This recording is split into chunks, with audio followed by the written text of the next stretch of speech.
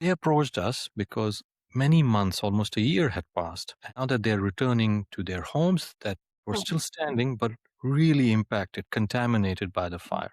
They were wondering, is this safe? What the insurance companies they paid for, is that enough? So we did this, and I'll share one example, which became a feature article for the New York Times. This one family that had been exposed to the fire and had moved out, their exposures in the hair were high to begin with. And then as they moved out and were staying in a motel, they came down. But now that insurance had said, okay, it's safe to go home, as they went back home, the exposures started tricking up again. And as the exposures tracked up, they decided to take a vacation and they left their home and they came down again. And they Oh, went back home and started cleaning up the house. And as they cleaned up the house, they're natural to release dust as you're cleaning it up. They all spiked up again for the mm, whole. And so, what we are helping the standing homes community around Palisades and the Eaton fire are giving them this profile of what they experienced in the past that they just cannot get from blood or urine because mm. all of that signature is forgotten in blood. So you could do a blood test now and there is no history of what happened to you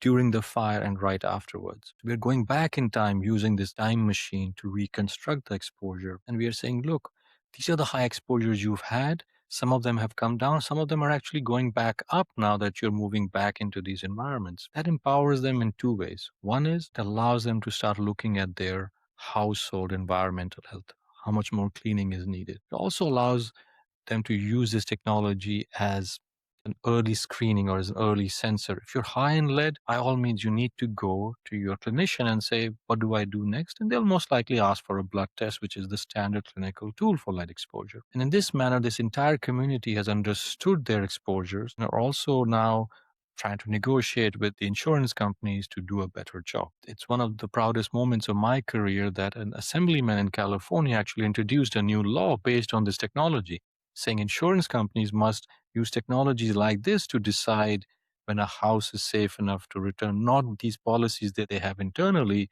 which are very opaque. It's a very bizarre process that they use where some of the standards they use are ones they develop themselves. So there has to be this healthier partnership between insurance companies and their clients. And you're seeing the application of this research in the real world.